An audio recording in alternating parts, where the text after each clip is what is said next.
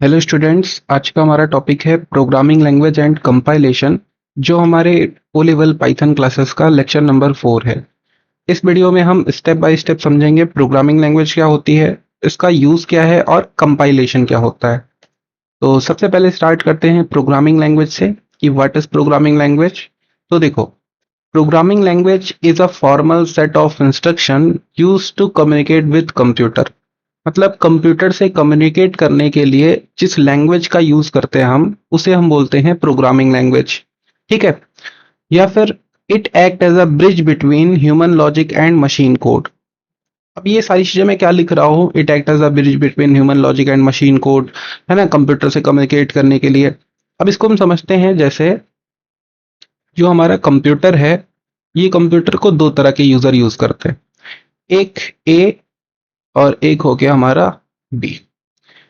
एक जो यूजर ए है वो लोग हैं जो क्या करते हैं, कंप्यूटर के अंदर बने बनाए एप्लीकेशन, सॉफ्टवेयर, गेम्स, जो भी चीजें हैं उनको सिर्फ यूज करते हैं, उनको हम बोलते हैं यूजर्स।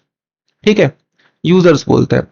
और ऐसे लोग जो क्या करते हैं, उनके अंदर वही एप्लीकेशन, सॉफ्टवेयर, गेम्स, जो भी चीजें हम लोग यूज करते हैं वो उनको डेवलप करते हैं, उनको हम बोलते हैं डेवलपर्स या फिर प्रोग्रामर्स। ठीक है, जो इसके अंदर डेवलप करते हैं। तो दो तरह के यूजर हो गए, एक जो उनका यूज करेंगे, जो दूसरे जो क्या करेंगे, उनके अंदर चीजें डेवलप करेंगे। ठीक है। तो जब भी हमको कंप्यूटर के अंदर कुछ डेवलपमेंट करना होता है, कुछ भी बनाना होता है, तो उसके लिए क्या करना होता है, मुझे कंप्यूटर से कम्युनिकेट करना पड़ता है। ठीक है, कंप्यूटर से कम्युनिकेट करना होता है। अब कंप्यूटर से कम्युनिकेट करने के लिए हमें किसी ना किसी लैंग्वेज की जरूरत होगी। जैसे हम दो लोग, दो ह्यूमन है, वो आपस में कम्युनिकेशन करने के लिए किसी न किसी लैंग्वेज का यूज करते हैं, या तो हिंदी, इंग्लिश, है ना, या फिर किसी अदर लैंग्वेज का यूज करते हैं कम्युनिकेशन के लिए। वैसे ही जब भी हमें कंप्यूटर से, जब भी कोई प्रोग्रामर या डेवलपर कंप्यूटर से कोई कम्युनिकेशन करता है या कंप्यूटर के अंदर कुछ डेवलप करता है, तो उसे किसी न किसी एक लैंग्वेज की जरूरत पड़ती है। जैसे हम लोग को जरूरत पड़ती है हिंदी और इंग्लिश की, तो वैसे कंप्यूटर के अंदर कम्युनिकेशन करने के लिए एक लैंग्वेज की जरूरत पड़ती है। उस लैंग्वेज को हम बोलते हैं प्रोग्रामिंग लैंग्वेज। ठीक है। तो प्रोग्रामिंग लैंग्वेज है क्या, एक लैंग्वेज, एक ब्रिज जो क्या काम कर रहा है, तुम्हारे ह्यूमन लॉजिक को कन्वर्ट कर रहा है मशीन कोड में। सपोज दैट मेरे पास कोई एक आइडिया है जिसको मैं चाहता हूं कि मेरा कंप्यूटर वैसे एग्जीक्यूट करे, तो उसके लिए मुझे कंप्यूटर से कम्युनिकेट करना होगा। और कम्युनिकेट करने के लिए मैं जिन लैंग्वेज का यूज करूंगा उन्हें हम बोलेंगे क्या, प्रोग्रामिंग लैंग्वेज। तो हमने समझा कि प्रोग्रामिंग लैंग्वेज क्या होता है। तो कंप्यूटर से कम्युनिकेट करने के लिए जिस लैंग्वेज का यूज करते हैं हम लोग, उसे हम बोलते हैं प्रोग्रामिंग लैंग्वेज। ठीक है। अब आता है हमारा टॉपिक कि प्रोग्रामिंग लैंग्वेज कितने प्रकार की होती है। तो टाइप्स ऑफ प्रोग्रामिंग लैंग्वेज में, programming languages are classified in three categories. Programming language को तीन पार्ट में डिवाइड करा गया है, high level language, medium level language और low level language. Low level का मतलब है मशीन लैंग्वेज या बाइनरी लैंग्वेज, मीडियम लेवल का मतलब है असेंबली लैंग्वेज, और हाई लेवल का मतलब है जो मॉडर्न लैंग्वेजेस यूज करते हैं, Python, C, C plus plus, जावा, है ना। तो ये इनका कैटेगराइजेशन हो गया।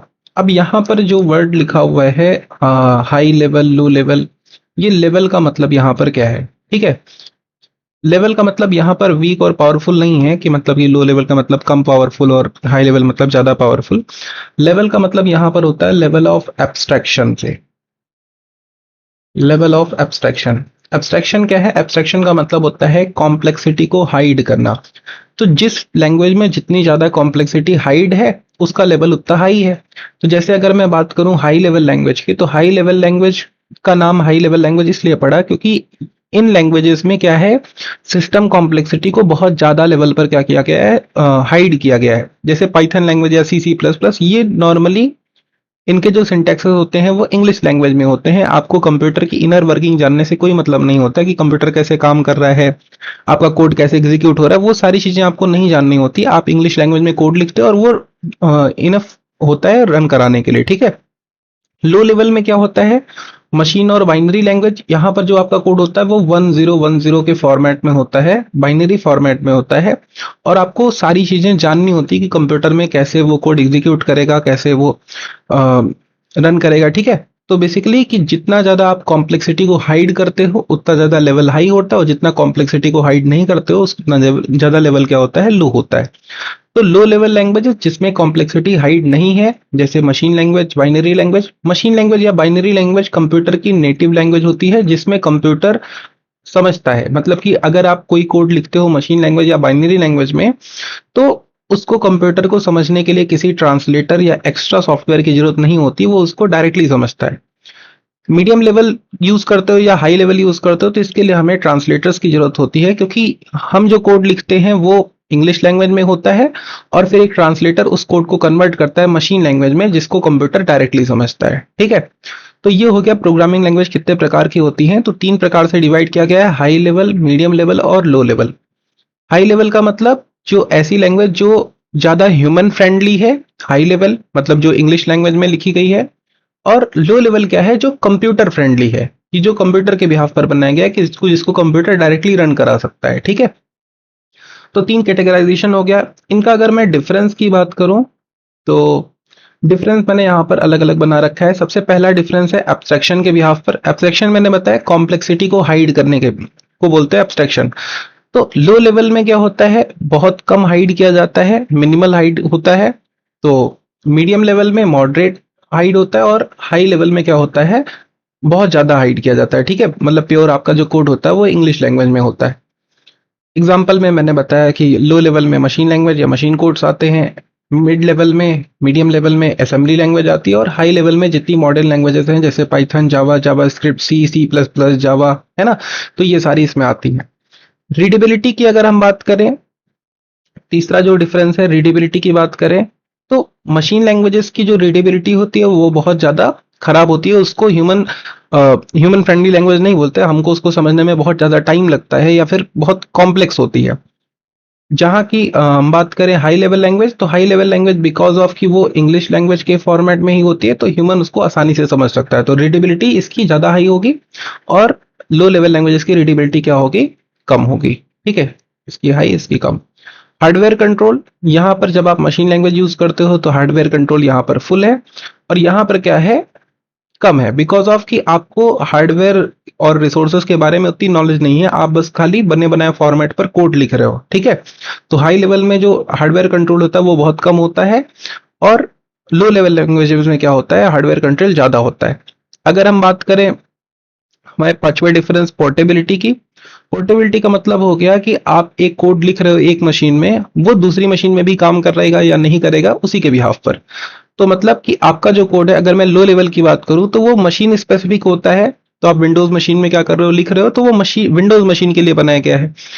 और अगर मैं हाई लेवल लैंग्वेजेस में बात करता हूं जैसे पाइथन या सी प्लस प्लस में, तो आप वही कोड विंडोज में भी रन करा सकते हो, वही कोड आप मैक में भी रन करा सकते हो, वही कोड लिनक्स में भी।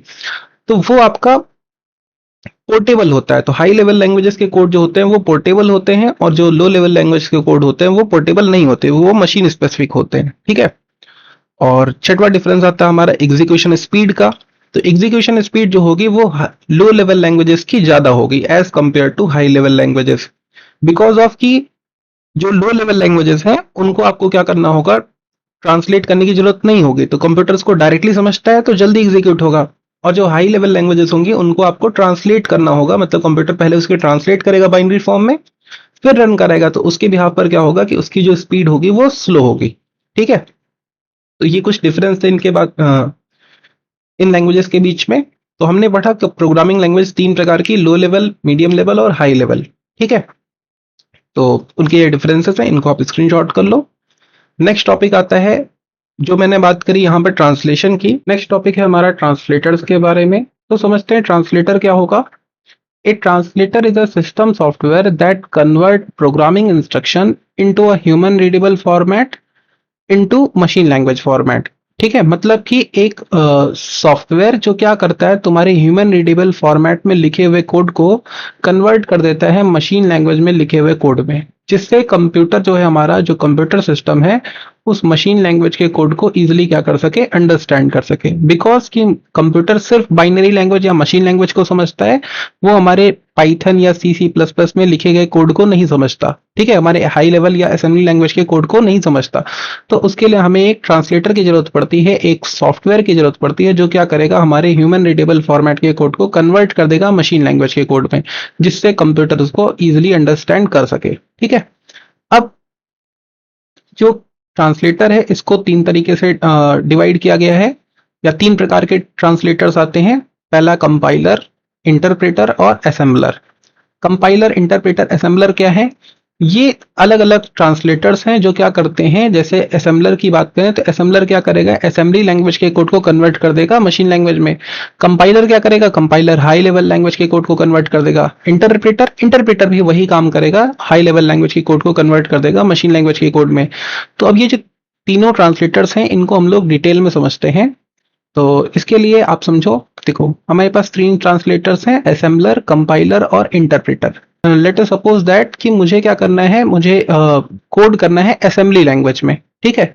और अब असेंबली लैंग्वेज में मैंने कोड किया, तो क्योंकि कंप्यूटर इसको डायरेक्टली नहीं समझेगा, तो मुझे इसे कन्वर्ट करना पड़ेगा किसमें, लो लेवल में या मशीन लैंग्वेज के कोड में। तो इसके लिए मुझे एक ट्रांसलेटर की जरूरत पड़ेगी जिसका नाम होगा हमारा असेंबलर। तो असेंबलर क्या करेगा, असेंबली लैंग्वेज के कोड को कन्वर्ट कर देगा लो लेवल या मशीन लैंग्वेज के कोड में, जिससे कंप्यूटर उसको आसानी से अंडरस्टैंड कर सके, ठीक है।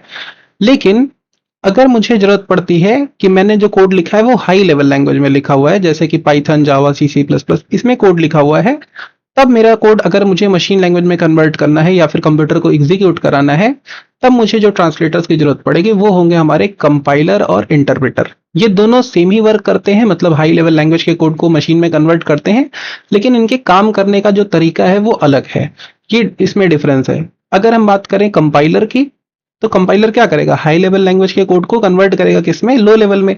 लेकिन कंपाइलर का जो काम करने का तरीका है, it translate the entire program at once, ठीक है। मतलब क्या करता है, ये पूरे प्रोग्राम को एक बार में ट्रांसलेट करता है और एक सेपरेट फाइल बनाता है। मतलब कि जो आप कोड लिखोगे उसको हम बोलते हैं सोर्स कोड।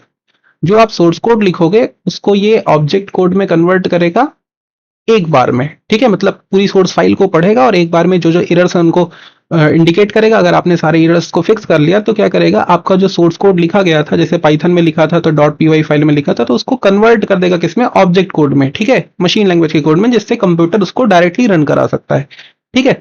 तो ये होता है हमारा कंपाइलर के केस में।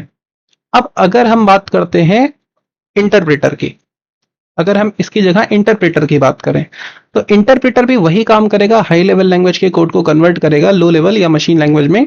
लेकिन ये क्या करता है, N interpreter translate and execute code line by line in the real time. मतलब ये ऐसा नहीं करता कि तुम्हारी सोर्स फाइल है, सोर्स फाइल को कन्वर्ट करे डायरेक्टली ऑब्जेक्ट फाइल में जिसको कंप्यूटर रन करा सके। नहीं, ये क्या करता है, उस सोर्स फाइल का, जैसे ये सोर्स फाइल है, इसमें मल्टीपल लाइंस लिखी हुई हैं, ये इसकी एक लाइन को लेगा और इस लाइन को क्या करेगा, देगा कंप्यूटर को बाइनरी फॉर्मेट में, कंप्यूटर को एग्जीक्यूट कराएगा, ठीक है।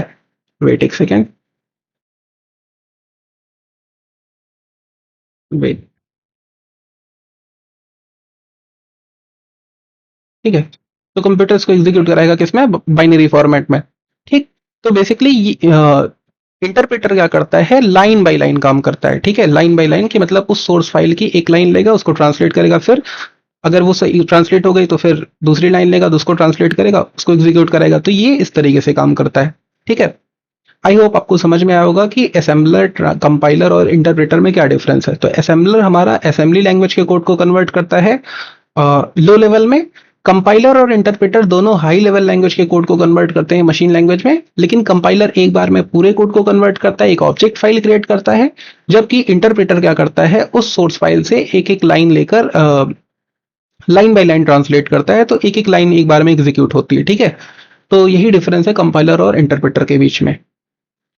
तो ये हो गया हमारा टॉपिक। नेक्स्ट टॉपिक होगा हमारा टेस्टिंग, डिबगिंग एंड डॉक्यूमेंटेशन, जो हम लोग नेक्स्ट वीडियो में डिस्कस करेंगे, ठीक है। तब तक के लिए बाय।